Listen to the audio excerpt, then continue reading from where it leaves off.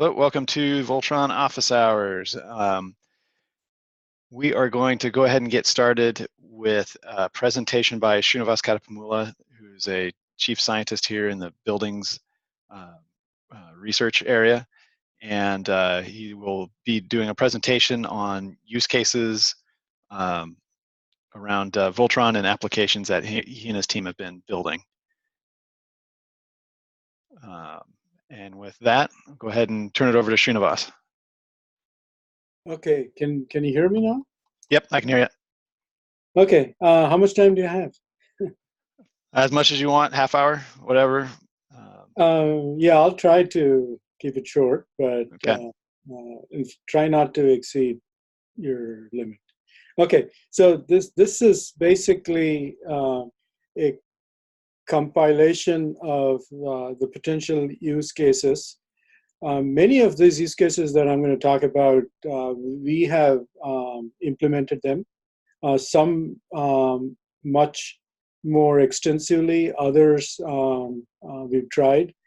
And I'll highlight those. And then there are a couple of use cases that I'm going to talk and I'll present some results. But if you have any questions, feel free to ask as we go along. And then we also have a lot more experience with some use cases. And if you are particularly interested in any of those, let us know, and then we'll see how we can share more information. Okay. I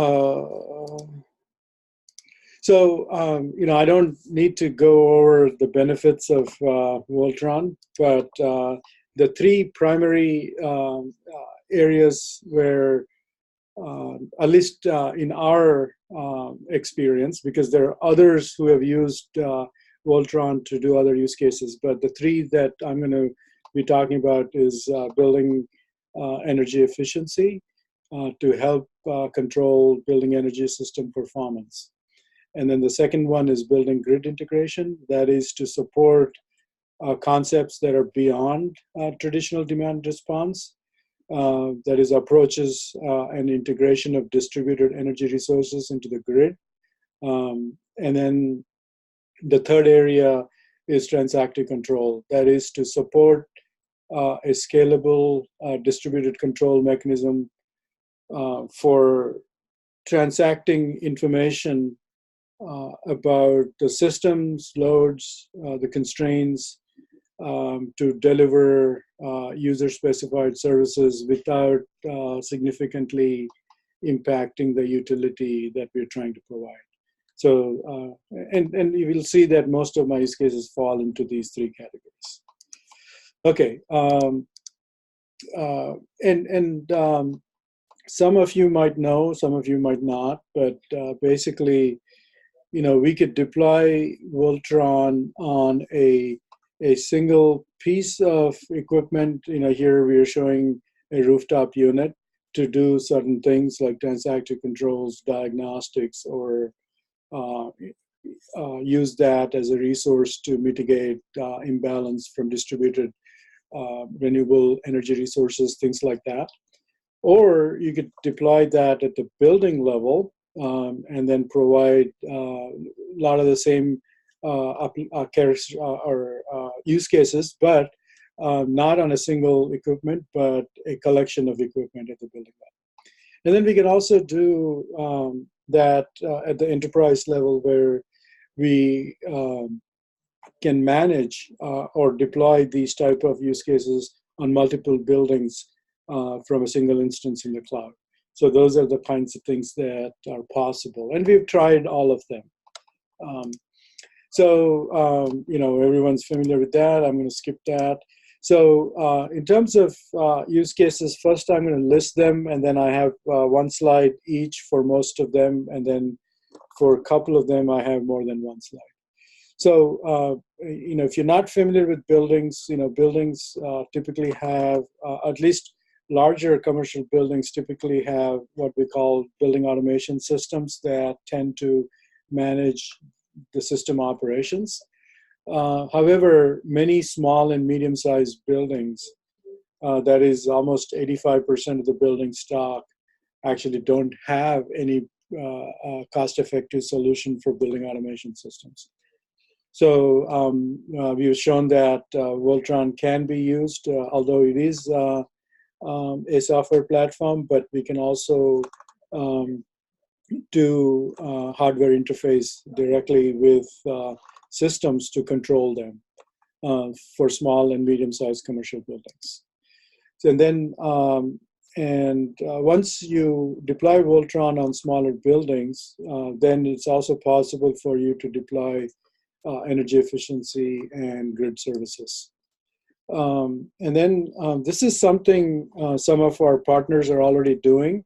What they are doing is essentially using VOLTTRON as a edge device that is inside the building, connected to the existing building automation system, and then securely collecting data, and then transferring that data to a cloud where they run their own third-party cloud analytics, right? People are already doing that. And we do that all the time, but we run our own applications for that, but not in the cloud, but on the platform itself.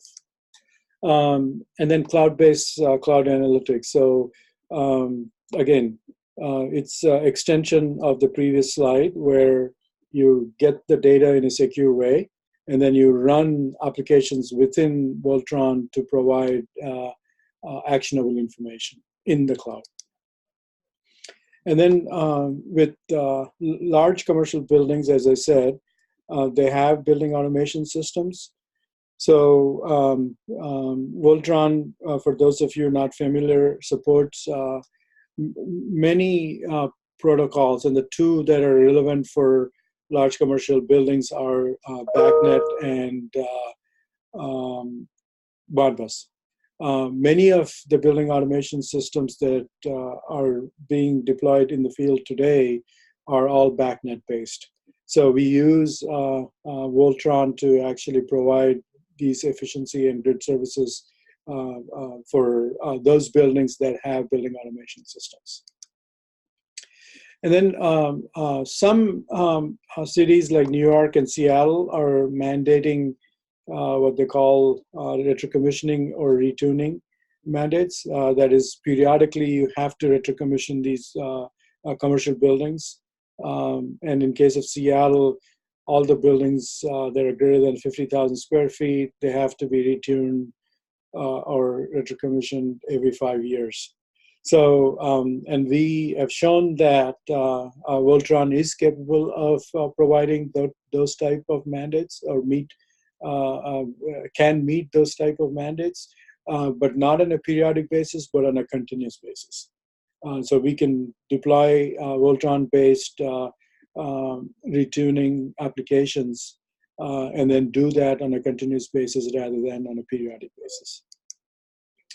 Interoperability platform for commercial buildings. We have not done that, but this is something like a gateway device to translate protocols. If you have some kind of a proprietary protocol in buildings, especially lighting systems, which tend to be proprietary, so then you could use their custom APIs and then translate that into a common thing that applications that are running on the platform will be able to use that information and do something with that. We have not done that in a large scale, but I think we've tried with a few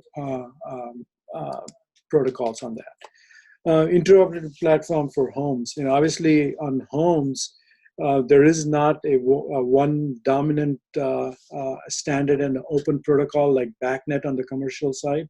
There are multiple vendors that have multiple standards, and they're open, but none of them can talk to each other. In that scenario, a VOLTTRON can be used as a interoperability platform to translate various protocols on that. And then also, obviously the extension of everything that I said, it supports the smart building and smart city like concepts. So the two that are not highlighted, I don't have slides on that, but those are basically use cases that are possible. So here's the first use case where we're using VOLTTRON to manage the end-use devices, right? In this case, thermostats, lights, and then we also can integrate if you have a PV on the roof through Modbus. We can communicate and monitor that system. And similarly, we can also potentially communicate with electric meters and maybe gas and water. Gas and water are a little bit of a stretch, but electric meters we have shown that we could do that.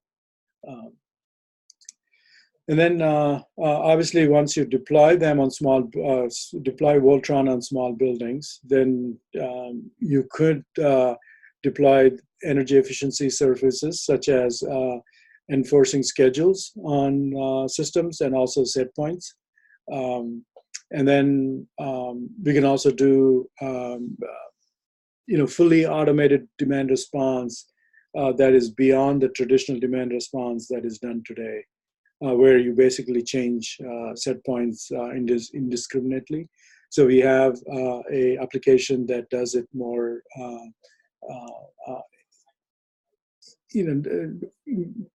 in a more logical way that mitigates the impact to the users in terms of comfort. And then we also can support renewable integration if we want to mitigate the imbalance using the loads rather than passing that imbalance to the utility, right? And then,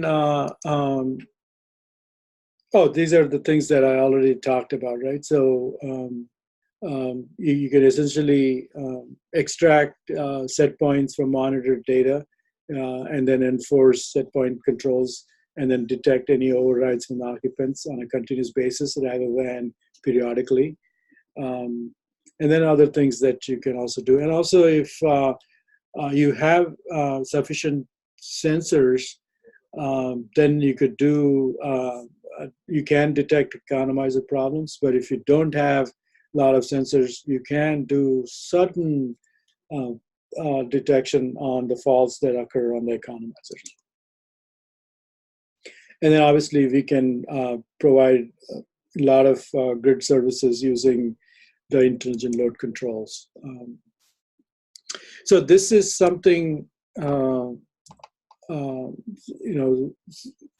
or two of our partners are already doing, where these buildings have a BACnet-based building automation system. So, our vendors are essentially installing a VOLTTRON device in the building and then collecting the data and then securely transferring it to a VOLTTRON Central or the historian that is sitting in the cloud, either using BACnet or Modbus protocols. And most of our experience and our partner experience is using BACnet.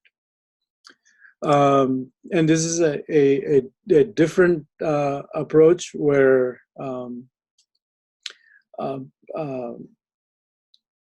here it is only getting data into the cloud, whereas in this scenario, you're getting the data, but you also have the ability to send the control signals back in a secure way to control them.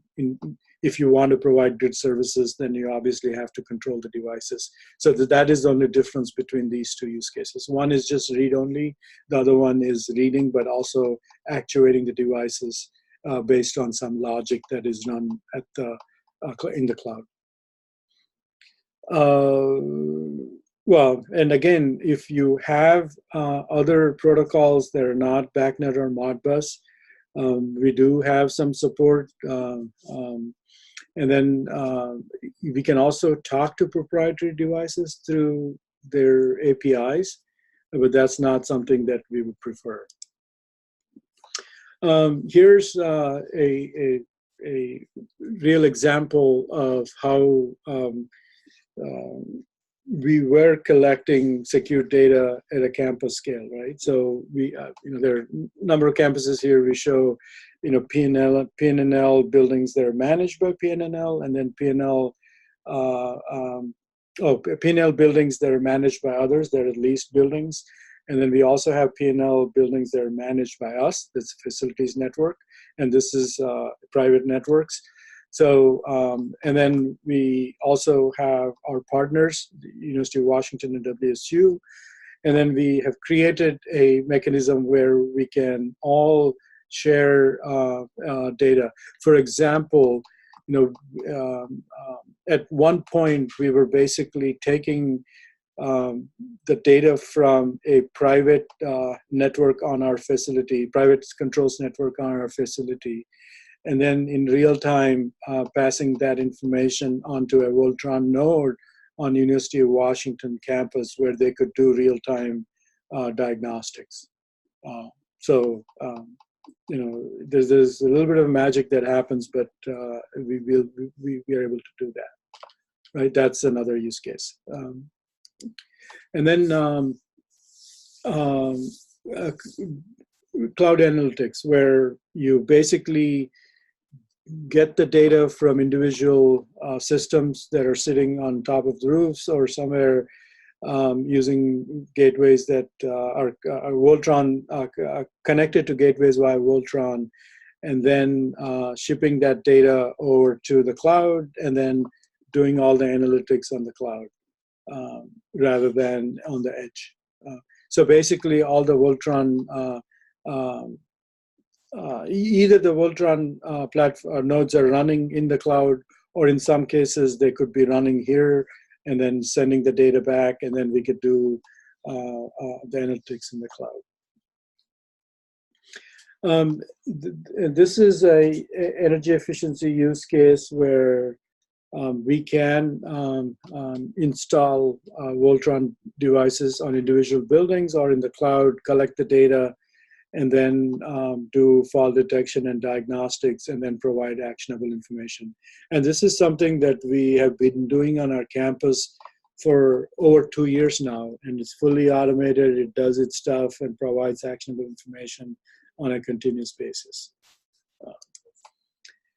And the way it is deployed here is, essentially we have a set of automated diagnostic agents that run in VOLTTRON, and then they connect to the building automation system, and then get data from the devices that we're monitoring, and then process that data, and then provide the actionable information. And in case of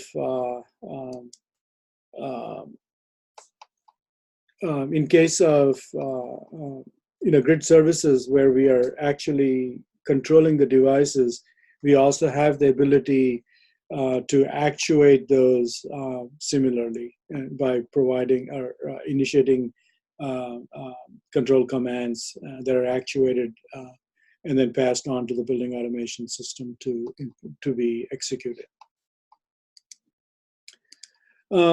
Here's some results on energy efficiency, where there are about 9 or 10 things that we're looking at: schedules, resets, for pressure and temperature, and then also whether or not the temperatures are either too high or too low, things like that.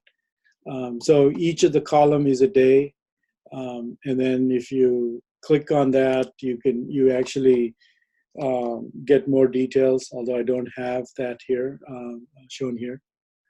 So green is no problem. Gray is there is not enough information for us to make a decision because of some data that is within thresholds, and we can't really make any logical conclusions whether it's good or bad. So we just say gray. But then if it's red, that means it has a problem. And there are some papers if you want to look at and follow. And then, as I said, we could take all of the diagnostic applications that we've developed and then apply them to support the mandates that some cities have. And then unlike those mandates, which are required to be done every 5 years, our approach can do that continuously every day, right? This is an application that we are running on our campus for a number of years, at least. The approach was developed a number of years ago, but on our campus we've been deploying this on and off, testing them for the last 2.5 years. And essentially what this is using external signals from external markets to create markets within the campus and also individual building levels. And then we think that doing that will result in better management of energy and lower cost to the customers. And essentially this is to balance or mitigate the imbalance between the supply and demand. Currently, the supply follows the demand. As the demand increases, they increase the supply. As demand falls, they reduce the supply. However, that is fine when you have systems that you can predict accurately. When there is significant amount of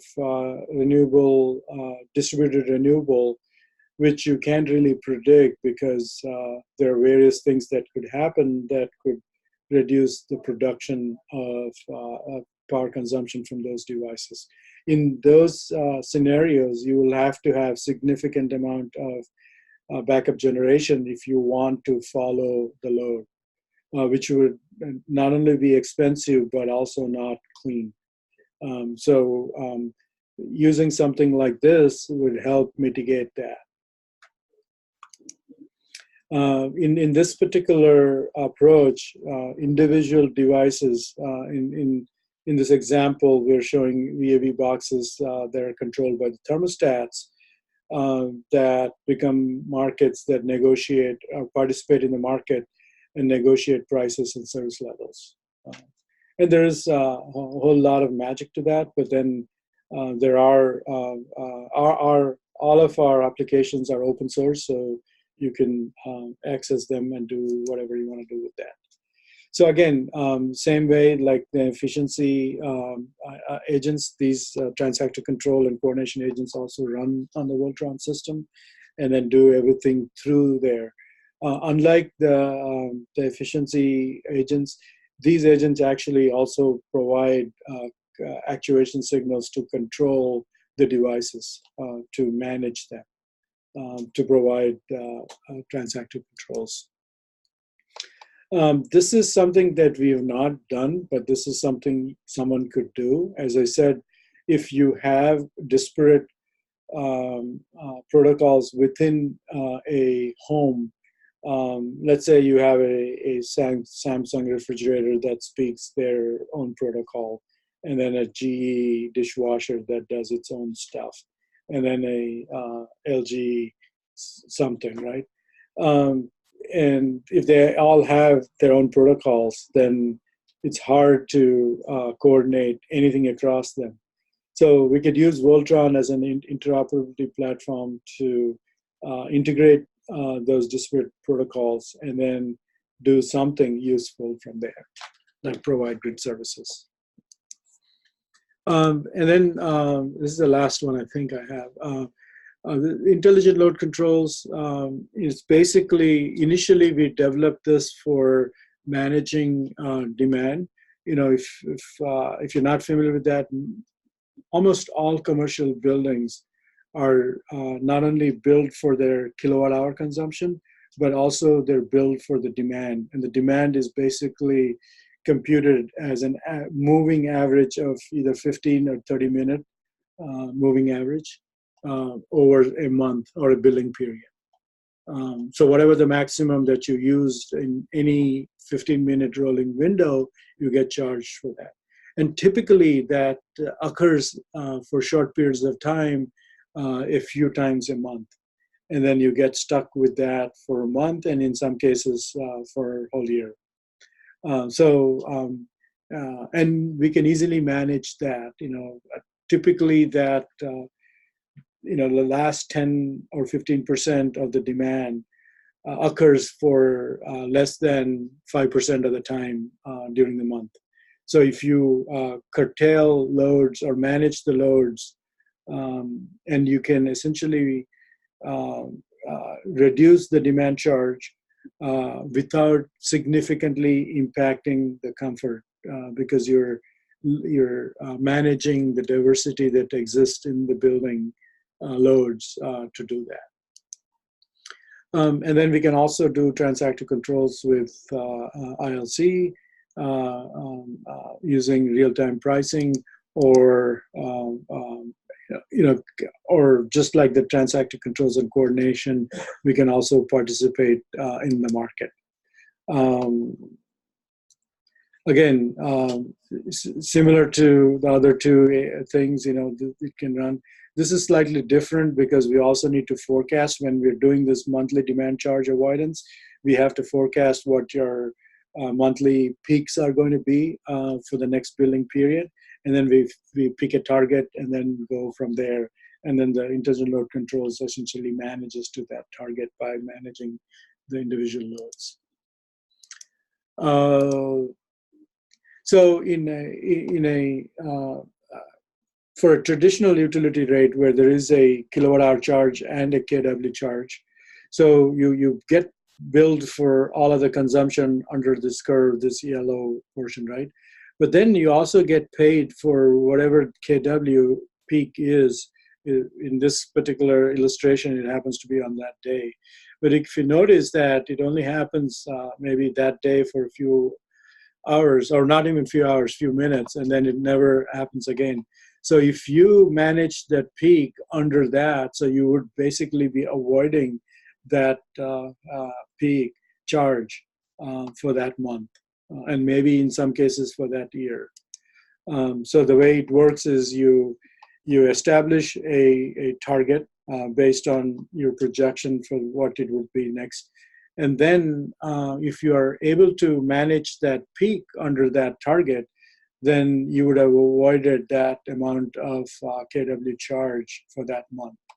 And this is fully automated, and you could do that, deploy that on buildings. So if you, we've done this, on one building, we actually ran an experiment for 3 months. Basically, every month we were adjusting whatever the peak target should be, and then controlling the devices. And in that case, it was basically heat pumps that we were controlling. So this is an example of that. So it's busy, but let me explain. The blue line is essentially, or purple line is essentially instantaneous power, which is 1 minute power consumption of that building. And obviously, they're not billed, the kW is not charged on a 1 minute power, but on a 30-minute average. So the red one is basically what the utility would charge you for the peak consumption. And then we also have a green line, which is shown here, which is, and the problem is we could use the red line, which is a 30-minute rolling average, to decide when to control as it is approaching the target, right? As it is approaching the target, we need to reduce the consumption so that we maintain the consumption below that target. However, if you're using this 30-minute average, since it's taking the 30 minutes of the past consumption, it doesn't look, it's not influenced by things that are turned on in the last 5 minutes. So for that reason, we use this exponential moving average that is kind of like a precursor of what the load would be. And utility is not going to charge you on that because this is heavily weighted towards the recent consumption rather than the 30-minute consumption.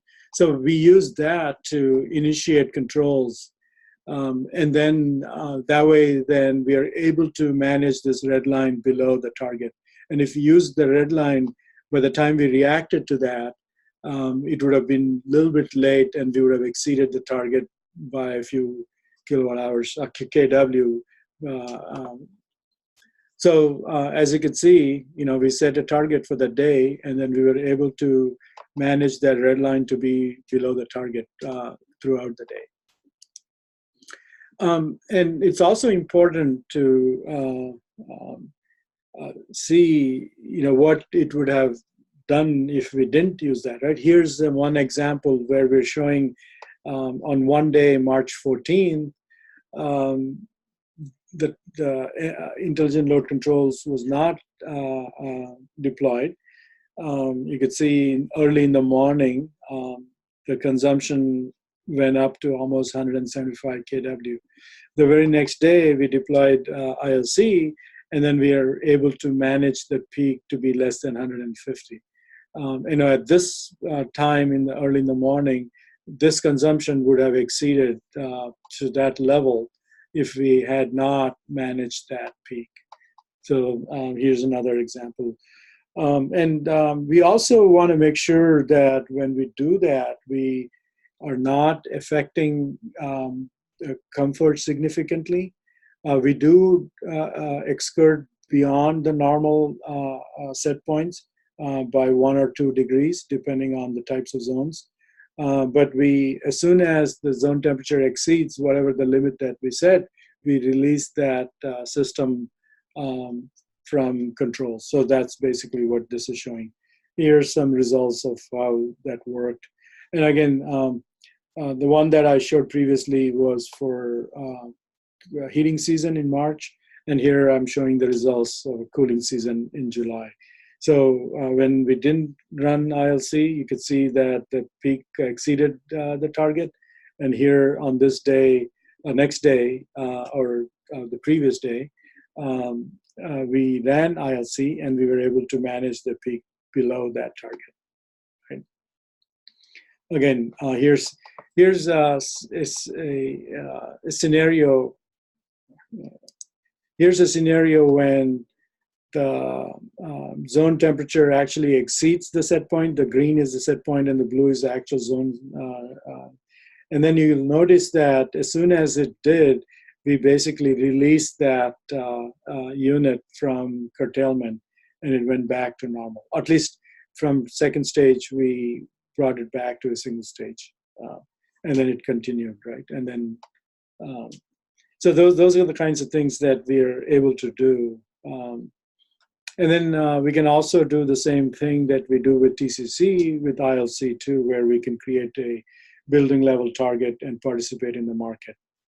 So that's a quick rundown of use cases. And if there are any questions, I'll be glad to answer that.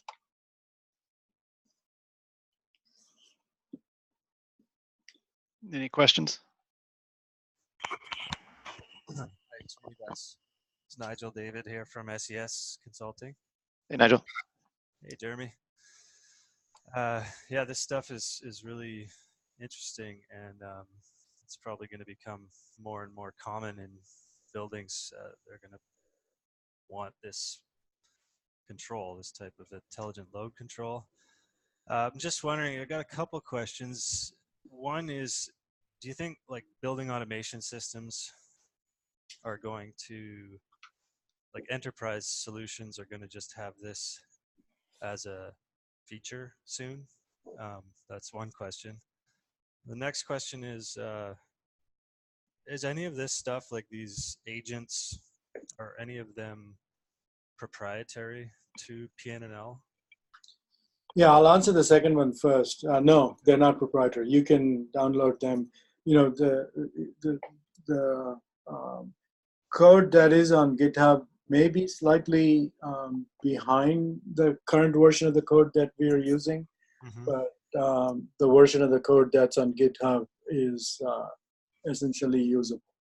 No, it's everything is open. And then good.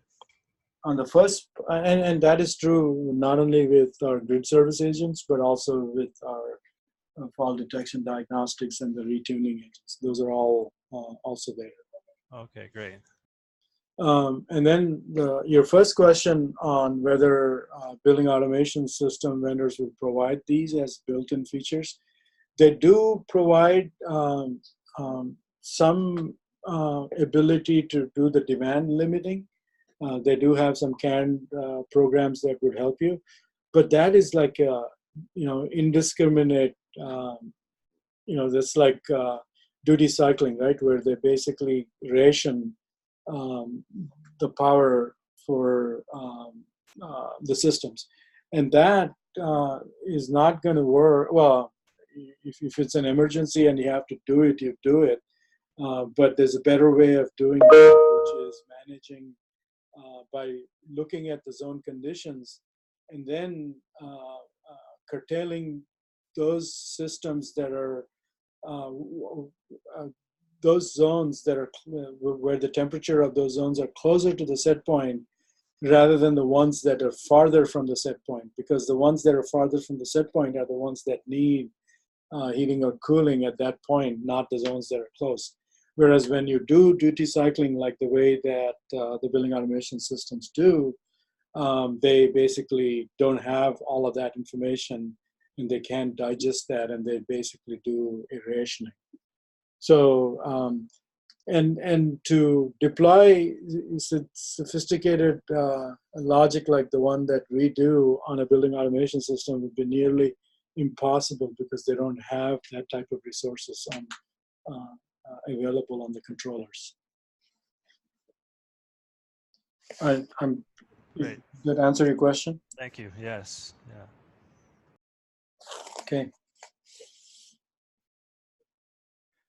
Any other questions? Yeah, I have one. Hi, this is Bora. How are you guys doing? Hey, pretty good. Hey. So, Srinivas, you have been discussing these excellent algorithms and the code for quite a while. And and I currently live in a modern office building with terrible HVAC. Which when I talk to our HVAC vendor that comes, I think they started ignoring my calls actually. But anyway, they like basically imply that this is fairly common. For a while, we had dueling thermostats in our office, which I can explain later, how we fixed that. But just out of curiosity, how much of this development that PNNL and others have done have gotten to the commercial industry, and what do you think is what do you think needs to happen to get this out there to building automation or building management platforms? Very little actually has gone out, right? Because there are, like, for example, Intellimation does something a little bit of what we do, but even theirs is mostly to get the data, and then most of the analysis that they do is somewhat automated, but not as automated as ours is. So I very little of that, especially on the grid services. Enernoc and others have been providing these type of services, but they tend to be, automated to very small extent. They still call their large customers and tell them that they need to curtail, and then the building automation system is put in a curtailment mode where they have fixed rules of what to curtail. And those types of things are prevalent now, but not the way that we envisioned, where we empower the building owners and the occupants to make the decisions on how much discomfort they're willing to take. So I don't know, what we could do to encourage them, other than, talking about it. And as you fairly said, we've been talking about this for a long time. But we haven't seen much impact. All right, yeah. I mean, I think this is excellent work. It's just now, as a user of a building automation system, it's just kind of, for lack of a better word, it's frustrating that all this cool stuff that is being developed has not made it. And I am wondering if it's going to take a disruptor and I'm going to give the example of Nest, although I know that's not one of George's favorite companies, come into the building management system space and just basically knock all these guys off their high profit margin, vertically closed systems. Absolutely. I think we need something like that. And Yeah. I'm hoping that one day someone's going to come, but nothing has happened so far. Yeah, and as you if you talk to these controls vendors, and I know a lot of these guys, they're friends with me, and I talk to them all the time, and they are, this is such a highly competitive market. So what they do is basically sell those high price controllers at cost, but then they make money because they're so hard to use on services, because you got to hire them to come and do whatever little change that you have to do, right? And that's where they make money. And if you look at their architecture, some of these use 8088 processors, right? Like 20 years or 30 years old processing technology in that. And I don't know why it costs that much. Yeah. Having a system like Nest on top of these incumbent building automation systems, like, I'm just wondering how the building owner is going to get away from paying for those services for that legacy system. No, I mean, I think you have to basically replace and this is where the hardest, I think, if it's a new building, you can obviously put in a much more sophisticated and hopefully easier to use system that has all these advanced algorithms in place. If it's an existing building, I think it becomes really difficult to retrofit. Like in my building, I don't know, let me take a quick look here. The systems that we have on the walls are Delta, and I think the controller is also Delta. Yeah. So, like if I wanted to replace the controller and you had Delta in-wall sensors or on-wall sensors, how do you make these two things work with each other? I think it's an interesting challenge. Yeah. So, BACnet is open and standard, but the problem is that it's not interoperable. So Delta Controls supports BACnet, but if I want to replace a controller that has failed, right? A Delta controller that has failed with Allerton, Allerton is BACnet too.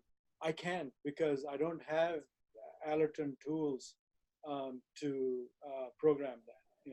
I got to have Allerton tool to program that. And then even then, it may be difficult because it might not work with Delta, although both of them speak a standard BACnet protocol. Yeah, it's a challenging problem, and I think that it's for the person that figures that out.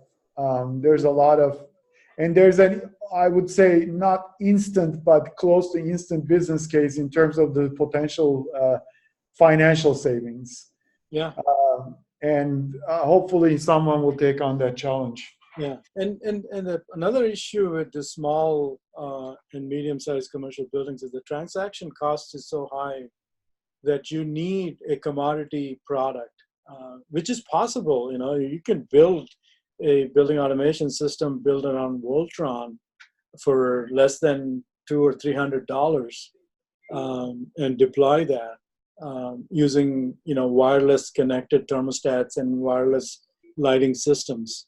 But someone has to come and create that product and disrupt that market. Yeah. Challenge accepted. Yeah. I'm kind of. No, I've been in this business for a long time, and we tried to do that. And when I worked at Enron for a couple of years, and that's exactly what we're trying to do. So how to commoditize these things, and it was impossible at that time. But now, the communication costs have come down, the hardware costs have come down. There was no Raspberry Pi at that time. Now we have these. Maybe if someone like Enron tried now, they probably would succeed. But with a different name. With a different. Right. Yeah. Well, Right. No, it's Srinivas. Thank you. Yeah, I appreciate it. Just out of curiosity, I mean, do you or someone at PNNL or within the larger DOE community have a paper or a white paper that got published kind of more focusing on the business case of this? No, not really. The only thing that we did is we did a market, tech to market for VOLTTRON. Jeremy, remember that with TWT? oh yeah. That might be the closest. If you have access to that, maybe you should share that with Dora. Yeah, Jeremy, if you can shoot it over, that'd be great. Yeah, I'll have to do some digging, but let me. Yeah, that's an open document. There's nothing in there, although we work with TWT to do the market transformation. Okay. Cool. Thank you, Srinivas. Always fun to listen to you talk about these things. Yeah, I know, but the problem is we're not making a lot of headway, so that's kind of frustrating. Yeah. Maybe one of these days I'll find some benevolent dictator or whatever who's got a lot of money. Okay. Okay. Well, for some reason that made me think of Qatar. I don't know. Do they have any energy research area that would engage with this or something? They definitely have the funds. You mean Qatar? Yeah. The country Qatar? Yeah, there's a bunch of they have I forget the name of it, but some city they built just to be all renewable and all this and. Oh, that is Masdar. Masdar. Oh, okay. Yeah, I've been there. I don't know. That collapsed. Oh, okay. Yeah, I as part of a DOE team, I went there to do this market transformation, but after we went there a couple of years after that, kind of fizzled out because of oil prices dropped, and then all of a sudden, the sheikhs didn't have as much money as they thought they did. But I know they're still there. I know Peter Armstrong still works there. Okay. Anyway, I just thought. Yeah. Okay, back to you. Yeah, thanks a lot. Yep. This is Thomas. Can I ask another question? Sure. So first of all, thanks for the talk. It was very interesting. The last slide you had on display. I mean, it was focusing there on the market connection point, and maybe just to bring a different angle in the discussion here again. So, I mean, you showed them some use cases, peak shaving here, but have you ever thought also about use cases selling flexibility into the grid? And if yes, I mean, is there any of that algorithms available or which you can show, or is that in the Git repository? Yes. So the transactor control and coordination is a natural application that exposes the flexibility at the device level. And then the intelligent load control exposes the flexibility of the building at the building level. So, both of them have their own pros and cons. TCC is a little more complicated because you have to have, individual systems that bid their flexibility in terms of the price capacity curves into the market. Whereas on ILC, only you have to do that at the building level. Yeah. So both these applications are available on the GitHub, and then there are also reports and papers that talk about that. And could you direct me there in the right direction, where to look for that, and or what the keywords would be to search for? I don't know. Robert, you're on. Yeah, what was the question? Where on GitHub are the ILC and the TCC? So the TCC's not on a GitHub site yet. There's an old, like really old version that's in Chad's Okay. repository. The ILC is in the VOLTTRON applications repository. Yeah, I'm aware of that. But the other one was the TCC, right? Okay. Yeah, both of those are going to be migrated to the VOLTTRON-GS repository. That stands for Grid Services. Okay. You got a timetable for that, or an idea when this will going to happen? Over the summer, probably. Okay. All right. Yeah. Thanks. All right. And if you don't see them later this summer, just ping Jeremy. Okay. Yeah. Okay. Thanks. I will do that. And then I'll direct it to Robert. Okay. Okay. Well, thanks everybody.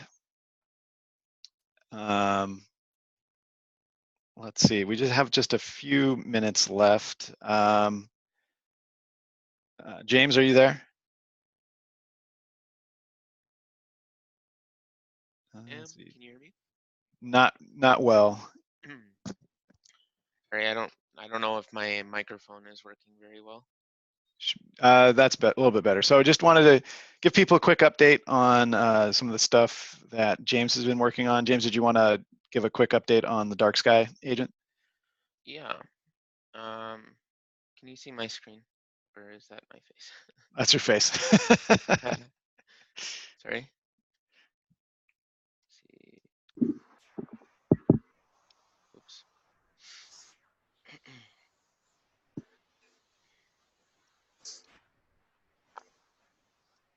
Okay. So we are working on merging in the dark sky agent to develop currently. So the first pass of the agent will not include forecasts, sort of similarly to the current weather.gov agent, but it does supply a couple other features that are not current to the weather.gov agent. So it supplies a minutely forecast, which is minute by minute for 60 minutes. It also supplies a daily forecast for a full day for, by default, 8 days. The dark sky agent, or the dark sky API, supplies forecast data for services other than minutely. I've tested up to 6 months out, and that worked. I don't know what the value of 6-month predicted forecast data would be, but it is available at least that far out. I didn't test further than that currently. It's worth noting that if you are requesting more than the default quantity of data provided by the dark sky forecast, we have to hit an additional endpoint called the time machine request. That request responds per day data. So if you are requesting data that extends beyond the day, so for example, if you were to make a forecast request today for 60 hours, it would include the 48 hours for the default forecast, so until, what is that, Saturday? And then it would have to send additional requests for any data that occurs in subsequent days. And if those subsequent, if you have, for example, 3 subsequent days worth of requests, we'll have to apply 3 additional API calls And the reason that that is relevant is that dark sky has a limited quantity of calls per day. So that's something that's worth note if you're planning to be making frequent calls. The agent does include API tracking features. By default, that is turned off, but you can configure a number of API calls you'd like to have the agent configured for. It's also worth noting that that feature does not work if you have multiple instances of the agent running. They don't share calls. So you could set a lower limit or some such thing, but that's something to be aware of if you're going to be using the agent. The registry configuration and agent configuration are very similar to the existing weather.gov agent. Just a couple of additional options here in the agent configuration for things like API. Are there any questions about this agent? I know a couple people are actually actively using a previous version. And if there's no questions now, once people get a chance to look at it and have any questions, just let us know. I have a question. Sure. So I'm currently using a version. I don't know if it's a previous version, but I'm using this agent. When you merge this into develop, how is that going to affect what I'm currently doing? So the biggest change from the version that I believe you're operating on is the version you are operating provides only what Dark Sky provides in their default forecast. So that would be 7 days daily data, 48 hours hourly, and then the default 60 minutes. So the difference between that version and this version would be that this version would allow you to get further, additional quantity of forecasts. So if you rather than this default 7 days, you want 21 days, we can get that for you with this version. So if I made no changes to my if I pulled in the new code and I made no changes to my configuration and no changes to my other end where the agent's actually doing the RPC call to get the forecast, would this still work for me? Yes. Awesome. Yeah. The only thing that would change if you were interested is you could specify a higher number of requested data points, but that would be the only change you would need. All right, good to know. Thank you. Mm-hmm. Any other questions? All right. If not, let's save the remaining topic for next time, James, since we're at time. All right. Thanks everybody for calling in. Just a reminder, the VOLTTRON users meeting is scheduled for August 29th and 30th. The registration is live. If you haven't gotten the announcement, let me know. I'll send it out to the mailing list. And we're looking for topics, what people want to cover there, as well as topics for future office hours. So just give us any feedback at volttron@pnnl.gov. And with that, thanks everybody. We will see you in a couple weeks. Thanks, Jeremy. Yep, thank you. Bye. Bye.